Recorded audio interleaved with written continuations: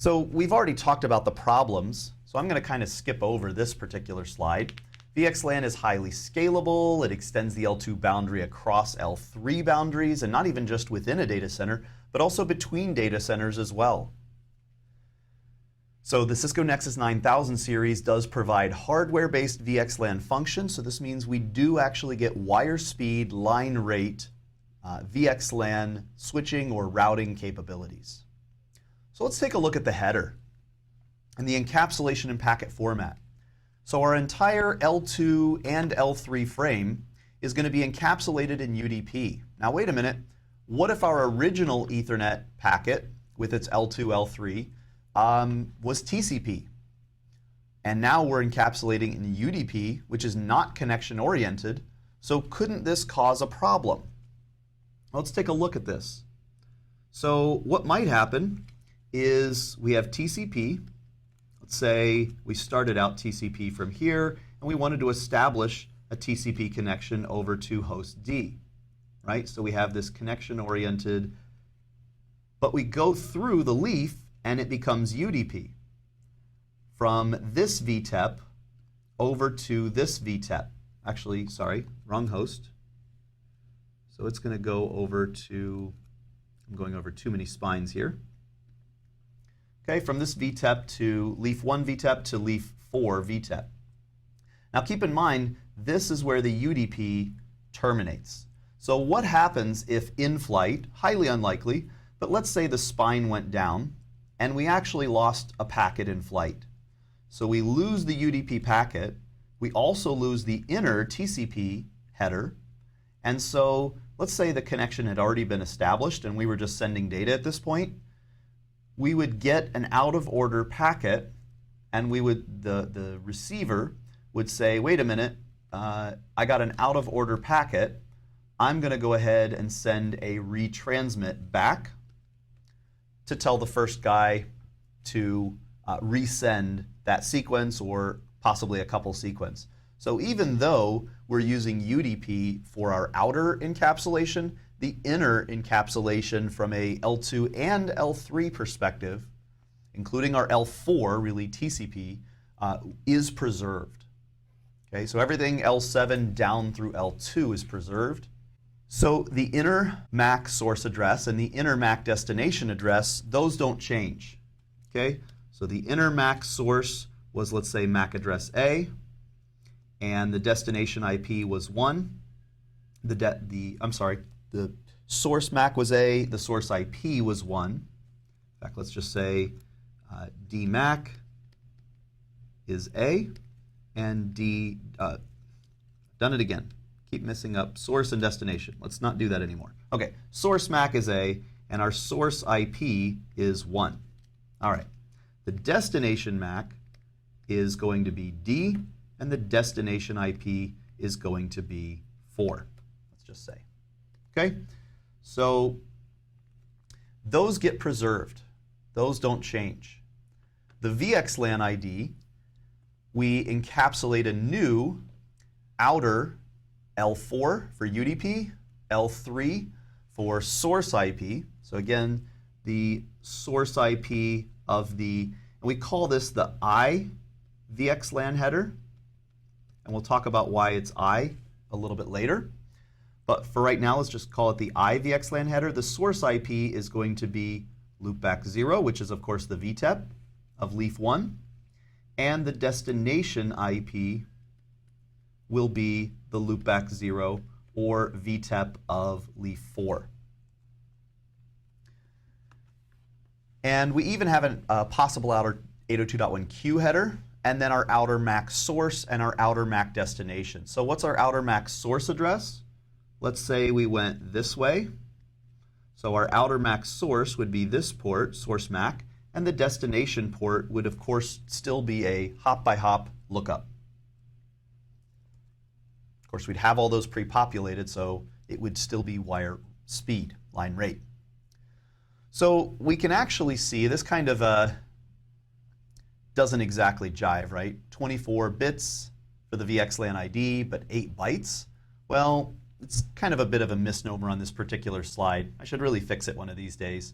Essentially, the VXLAN ID, or the VNI, the VXLAN Network Identifier, sometimes referred to as the VNID, or VNI, same thing. That's 3 bytes or 24 bits, right? So we're good there. But the entire VXLAN shim header, which is what it's showing here, this is 8 bytes. So the 24 bits is just the VNID portion of that. But we do have an additional 5 bytes.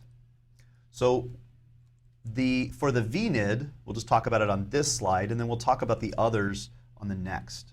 So ACI is going to map the user network context to the virtual network or VXLAN network identifier. So really the traffic that the tenant was sourced from, it's going to use the VXLAN, and we're actually going to talk a lot more about this. In the last module when we showed you bridge domain, I talked about I showed you the fact that it had a segment ID in the web user interface. This is the VNI if the frame or the packet is to be switched, but it uses the VRF if it is to be routed. And then it actually uses the EPG class ID if the packet is to be redirected to an L4 through L7 service. So that's what gets populated here in this field. Okay, so at this point, we now have some information, which is that we've kind of looked at the VNID field. We have some additional headers, being the flags and DRE, or DRE, something we'll talk about a little bit later, called discount rate estimator.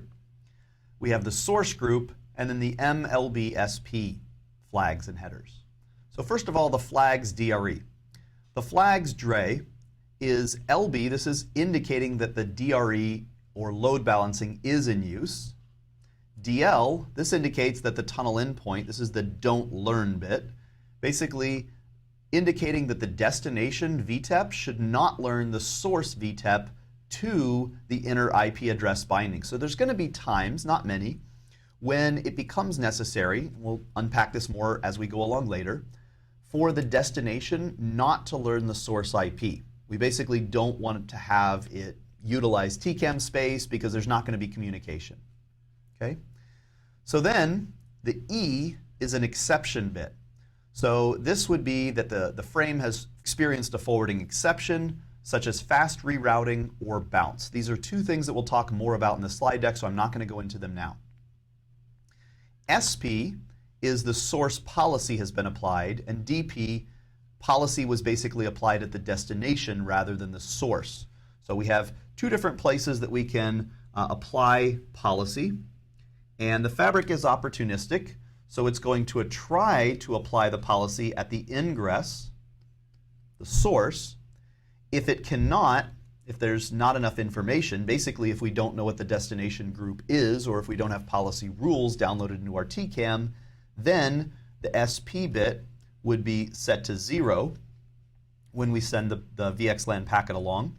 And the VXLAN packet is going to route, if I can go to the right location, and we would see SP is set to 0, and so we would know we need to go ahead and apply destination policy and flag that bit to 1. Okay, so we'll try to apply policy at the source if we know. We'll talk more about that as well later.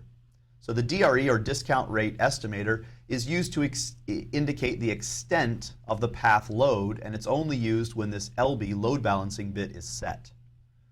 So we'll talk a lot more about this LB and DRE, specifically at the very end of the fabric, or at this particular module. Like I said, the second to last slide is where we'll begin talking about how this DRE comes into play.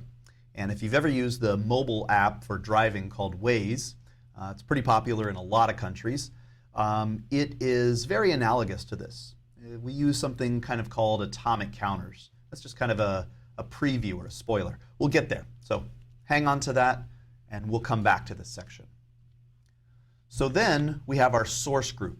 And our source group is going to be a set of bits that are used to indicate which EPG the frame belongs to. So this is the class ID, is how we indicate the source group, or the source EPG. Then at the end, we have our M, LB, and SP. So our M is which bank of atomic counters should be used for this particular packet in the ALE ASIC. LB tag is the load balancing feedback for which particular group of atomic counters. The metric, what's the congestion metric for a specific load balance tag? So all these play into this LB and DRE tags that are used earlier on. And then the S port, what is the original source port the packet came from? So we've already talked about the fact that VTEPs originate and terminate VXLAN tunnels. So each VTEP has two interfaces, the switch interface on the local LAN segment, and then the IP address or IP interface for the infrastructure VLAN. Okay, so the IP interface, or the loopback 0 we were talking about, this uniquely identifies each VTEP or tunnel endpoint on the fabric. Now, if we only need to route between leafs, why does the spines have VTEPs? Well, there will come times, and we'll talk about them in this module, where we actually need to route traffic directly to a spine.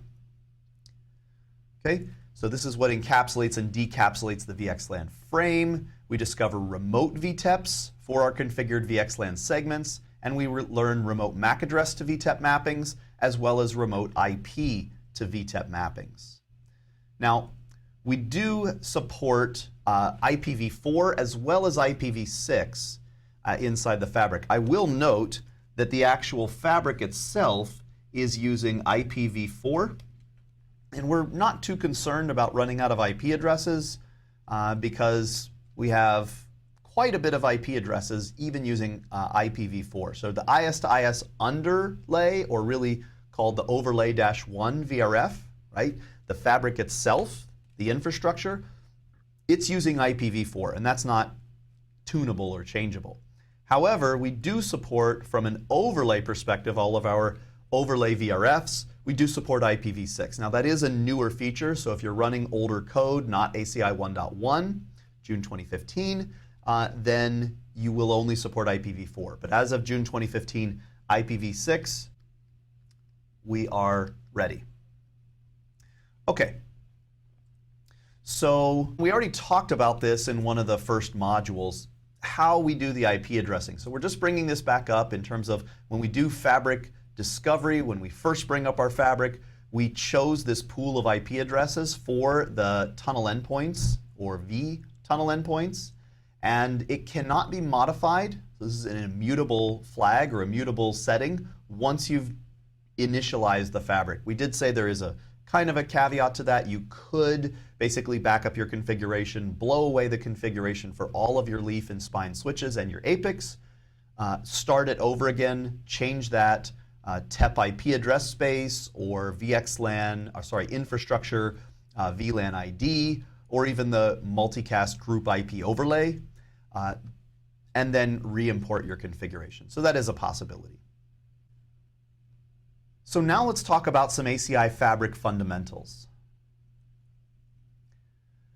We talked about the fact, or we've at least given light to the fact, that ACI performs fabric normalization, meaning that our ACI fabric will translate externally learned pretty much anything. Raw Ethernet frames with no IP, raw Ethernet frames with an IP payload, 802.1q with VLAN ID, VXLAN, and we call this our OVXLAN, or our outer VXLAN. And this is why I mentioned the IVXLAN, because once we ingress a VXLAN, we're going to strip off that VXLAN header once we've done a mapping of the external VXLAN VNID to our internal VXLAN, or IVXLAN VNID. Okay? So this is going to be our IVXLAN internal to the fabric, and what's external does not map with the same number, right? Because I might have 15 different tenants in a co-location, and they're all using, let's say, VMware with vShield and VXLAN, and they have overlapping VXLAN IDs. So we need to map these to internal, or IVXLAN, handled by the ACI fabric, that are non-overlapping. So that's the reason why we would strip that and add our own IVXLAN. This is called the VXLAN normalization. As well, we support Microsoft Hyper-V with NVGRE and our VSIDs instead of our VNIDs. So we can strip those headers and normalize those and map those to our VXLAN VTEP headers. We talked about the fact that one of the main things is we decouple identity and location. So we decouple the idea of who you are from where you are, so that VMs can perform vMotion and have the IP go along with them, but update their source VTEP. We'll talk about specifically how this works coming up here in just a few slides. So let's now talk about fabric forwarding. Some of the basic things that occur at Ingress, or that can at least occur at Ingress, is we're going to derive our source EPG. We're going to perform station lookups, do policy lookups if we have all the information of both the source and destination endpoint group. We're going to encapsulate it into VXLAN, and optionally we may have to bounce. We'll talk about what that is in just a little bit. At the egress, we're going to strip off or terminate our VXLAN header. We'll do a station lookup. We'll do a policy lookup if source policy bit was set to 0, and we'll do our egress port selection. So we're going to talk a little bit more about how proxy works. So I'm not going to go into all of this right now, but what we will just kind of mention, or all the specifics, what we will mention is that a spine can perform certain functions. So first of all, it performs the transit routing of simple IP address source and destination for the outer VXLAN header, so between VTEPs. Okay, this is just an ISIS routing function. It also performs something called proxy lookup. So we're going to learn about this in a few slides, but essentially every VM, every router, every host, every switch, every bare metal machine, every node that gets learned, or every host that gets learned by a leaf is informed to the spines. Now, not every leaf knows about every MAC address or IP address. Okay? It does not every leaf has a MAC to VTEP binding or an IP to VTEP binding. And the idea is intentional for scalability. We can have lower cost, lower density, smaller CAM table switches with lower cost ASICs, lower cost power and cooling and all of that on our top of rack or potentially end of row, and still maintain full connectivity without having to learn every MAC or IP in the massively scalable data center. Okay? So the idea is that our spines do know about everyone. So if we're in a fairly decent size, small to decent sized data center, we could still use the 9336 baby spines. But when we get into larger designs, we're going to use the 9504, 08, or 16, where these are kept and managed by the ASICs on the line cards. Okay, so we have a lot higher scalability. As well, if you've ever done anything with Fabric Path, then you'll understand this concept of a multi-destination tree or a multicast route. So we're going to have multiple multi-destination trees for broadcast, unknown unicast, and multicast flooding, really predominantly here in ACI for multicast. Okay?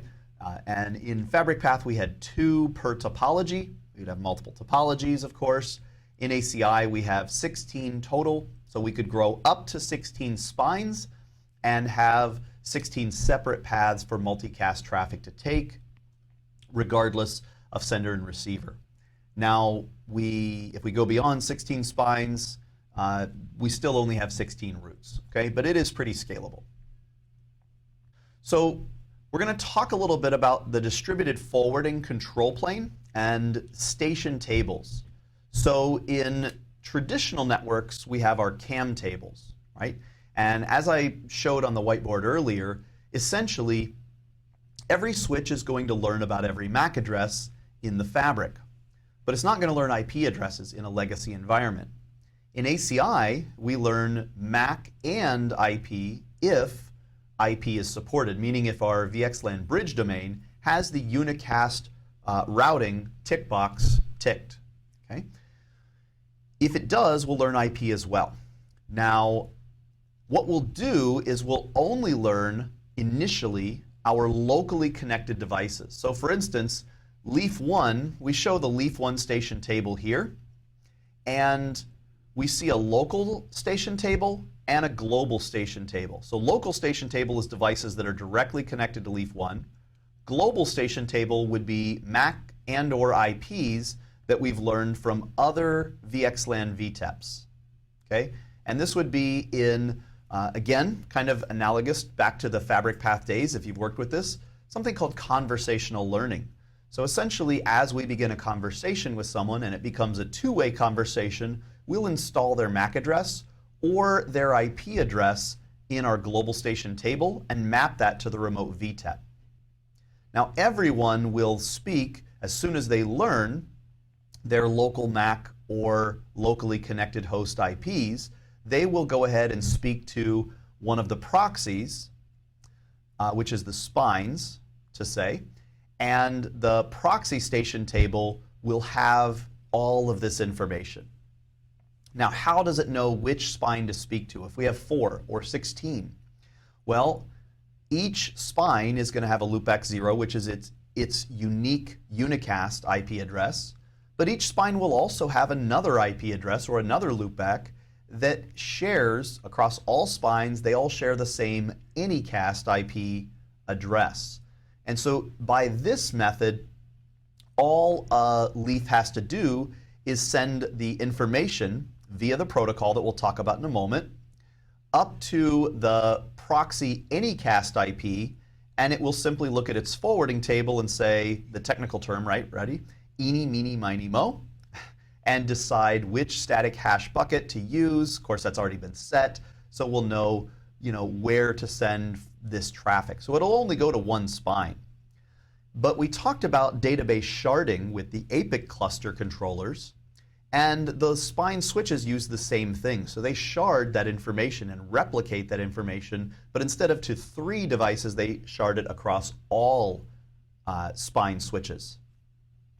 So let's take a look. What happens when a IP address or a host shows up on leaf 1 and leaf 2? So leaf 1 sees 10.1.3.11 and it adds it to its local station table, and via the protocol that we'll call COOP, which is our Council of Oracles protocol. So the Council of Oracles protocol, or COOP, and every spine switch is an oracle. Okay, so if you remember your Greek mythology, you might remember oracles such as Pythia or Dodona, okay, the oracle at Delphi, right? So these spine switches not only speak this wonderful new protocol called the Council of Oracles protocol, but actually if you look deep in their programming, they actually elect themselves as names, right? So one of them will be Pythia, one of them will be Dodona. At any rate, programmers love to have their fun and themes, right? We all do. Okay, so at any rate, using the Council of Oracles protocol, the leaf will speak to the Anycast IP address of one of the proxies, choose from its egress, ISIS, equal cost multipath, static hash buckets to choose which one to send it to, and it will be sharded across to all spines. So all oracles share their wisdom, they shard their databases, and everyone knows everything. Well, at least all the spines know everything. So these are the oracle servers or the oracle members. The leaf switches are referred to as the oracle citizens, okay? Or actually they're referred to as COOP citizens. So they're citizens of the enlightened age of information. Okay, so leaf 1 instructed the proxy that it knew 10.1.3.11. And notice leaf 2, we don't see the local station table for it. It's not pictured here, but it informed the proxy that it knows of 10.1.3.36 because that VM attached. Likewise, we have 2 VMs that don't have IP, and so they only have MAC, and those, leaf 3 and 5, inform the proxy spine of their subsequently attached VM nodes. So then some communication begins. Let's say that VM 10.1.3.36 on leaf 2 begins communication over to leaf 1. Leaf 1 is going to learn this, and it's going to cache that information, and it's going to say that 10.1.3.36, instead of equaling a port, because that becomes irrelevant. That's the old way of thinking, right? MAC addresses used to be mapped to ports. Now, either a MAC or an IP is mapped to a egress or destination VTEP IP address. So we actually would have a destination IP here being the Leaf2 VTEP.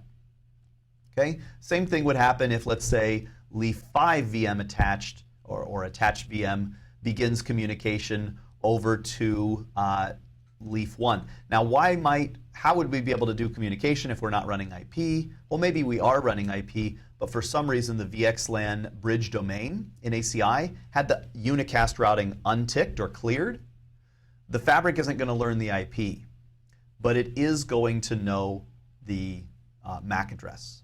So at this point, Leaf1 station table, specifically its global station table, would insert the MAC address, which is kind of truncated here, for Leaf5. So we talked about the fact that we have location-independent forwarding from Layer 2 and Layer 3 perspective. So the Layer 2, Layer 3 forwarding semantics don't change, but the fabric changes how it uses some of these. So for instance, it provides a pervasive SVI, okay, or a distributed SVI, meaning every leaf switch in the fabric has the same SVI and the same IP address where there happens to be an endpoint attached in an endpoint group for a given bridge domain. In the case, like let's say here, Leaf2, we do not have any attached VMs or really any attached hosts at all.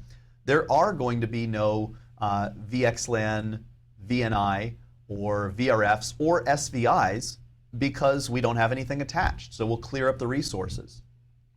So if we have here 10.1.3.12/24 and 10.6.3.2, another subnet, they can route at the top of rack switch. Okay? They can also route going over the fabric. Now there are no SVIs on the spine switches at all.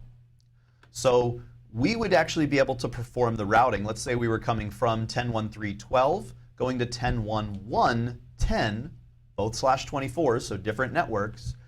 The packet would be ingressed, a route lookup would be done on the local Leaf3, and instead of encapsulating the VXLAN VNI for the L2, because it's on a separate L3, we would actually, the Leaf would put the VXLAN VNI for the VRF, or the private network, its segment ID, or VNI. It would encapsulate that.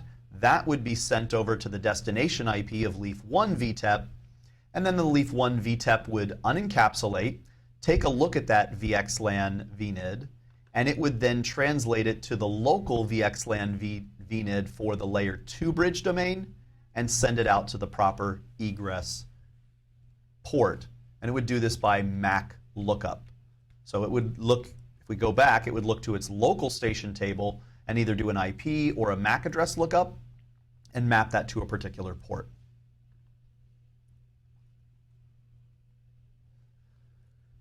Okay, so let's take a look at an overview of how traffic forwards on the fabric. So here we have two separate vSwitches, one for VMware. Doesn't really matter whether it's a standard switch, a VSS, or a VDS, a VMware distributed switch. And then we also have the equivalent of a vSwitch for our Microsoft Hyper-V environment. Both VMs. Don't have to be. Could be bare metal. Doesn't really matter. And let's say over here on VMware that we're running vShield. So we have VXLAN. Doesn't have to be. Could just be a standard switch with .1Q headers and a VLAN ID. That would be fine. On the Microsoft side, we're going to have NVGRE. So a packet begins at its ingress to the vSwitch from the virtual machine with just an IP, an Ethernet, and the payload. The vSwitch is going to add, in this case, a VXLAN header. Could just as easily add a .1Q header. And that's going to be forwarded to the leaf switch. The leaf switch is going to swap the ingress or outer VXLAN header with its IVXLAN or internal VXLAN header. And it's going to change the VTEP to the destination because it knows about the IP address or possibly just the MAC address of this VM. If it doesn't know, it'll punt that up to a proxy. Okay? If it's learned the inner, it will set the required VTEP address and forward it directly. If it hasn't, it will punt that to one of the not supervisor, but one of the spine switches. How does it know which switch to punt it to?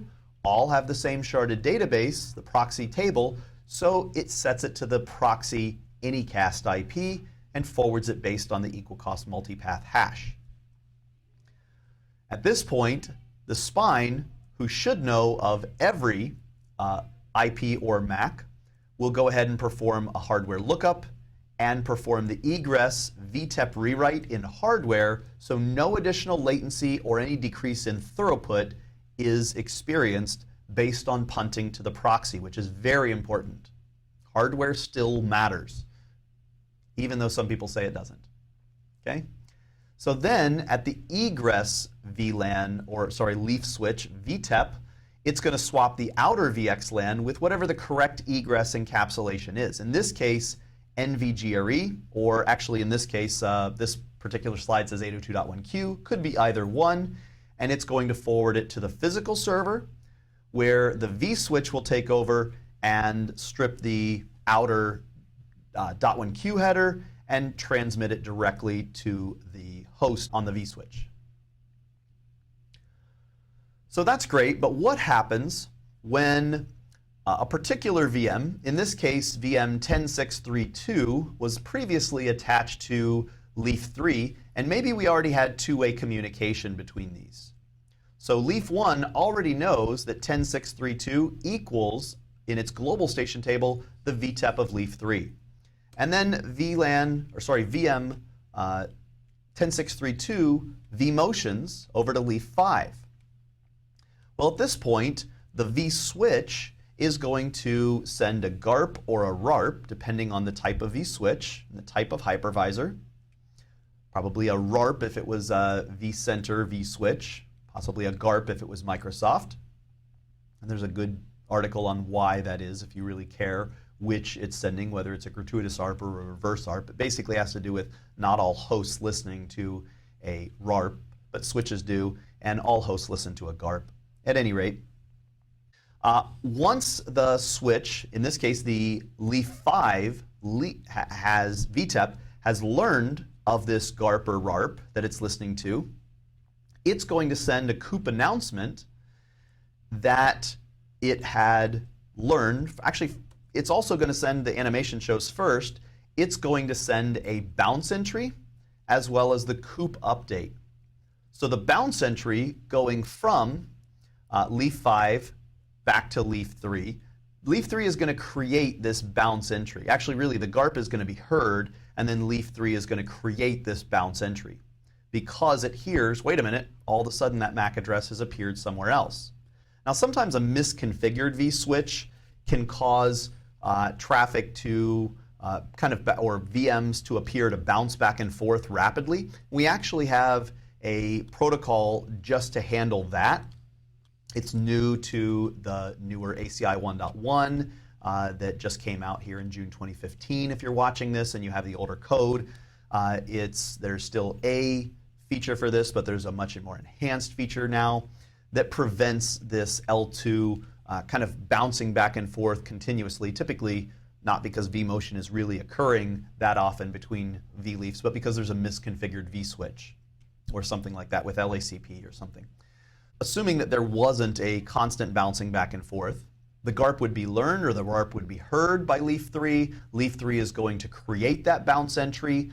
The bounce entry then is going to serve packets in flight. Now you might say, well, wait a minute, why wouldn't the spine, who has now heard about the new entry for this same IP address that it knew from leaf 3, now from leaf 5, VTEP 5, why wouldn't it just inform leaf 1? Well, it will, but we have packets in flight that are going to occur much faster than the COOP protocol can update leaf 1. So for those packets in flight, they are essentially going to bounce, right? So they'll go up to a leaf spine, up to a spine. They'll bounce off of leaf 3 because at this point, the outer VTEP IP address or destination IP is simply set to leaf 3, right? So it's not saying, hey, send it to the spine or to the proxy and route me to the particular leaf that has that MAC or IP. It already knew about the the leaf 1 already knew from its global station table about that MAC or IP, so it already knows kind of where to send it. And so the destination IP is just going to be routed by ISIS at this point, not looked up by the proxy. It's going to get to leaf 3, see the bounce entry, learn the new destination IP for the VTEP, and it's going to bounce, and it's not probably going to make a nice pretty wave like this. It might even go to 3 and then back to, spine 3, then back to leaf 3, then back to spine 3, then back to leaf 5. It could go any number of directions on the spine switches, right? It doesn't necessarily have to go that direction.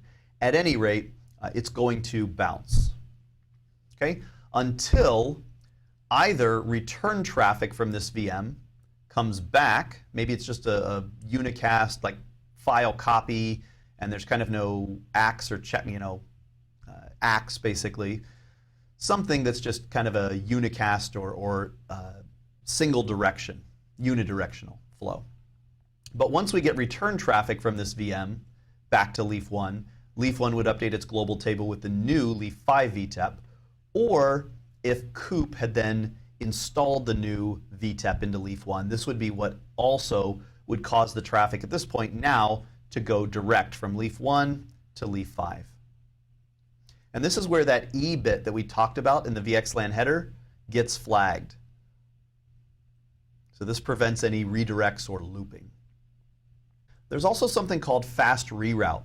Now, ISIS is the underlying routing protocol, right? And it doesn't converge extremely quickly. Even, well, with BFD it does, but it's not running BFD at this point. Even with BFD, it might not quite converge in as fast as we can do it here. So there's actually some fabric innovations that are going on between the ALE ASIC on a leaf and the ASE ASIC on a spine. And this can, if we lose a spine, and I've actually done this under 40 gig per second bidirectional flows, I've actually failed a spine. And I think I mentioned this earlier, we lost with hundreds of thousands of packets per second and millions of packets overall being sent, we lost 26 frames total. So if we lose a link, we are going to, and this was over the link that traffic was being sent, specifically that we failed it. We just shut off the spine altogether. And when we did this, we had a hardware detection and we failed traffic in less than sub 125 microseconds. And this is where we lost a total of 46 frames. This is another place where the E bit would be set, is either in a bounce situation or in a fast reroute. Then later, the spine is going to forward traffic to any remaining leaves, and ISIS will eventually time out, age out, and remove that route for the failed link. Especially if we didn't actually lose a spine in this case, we just lost a link.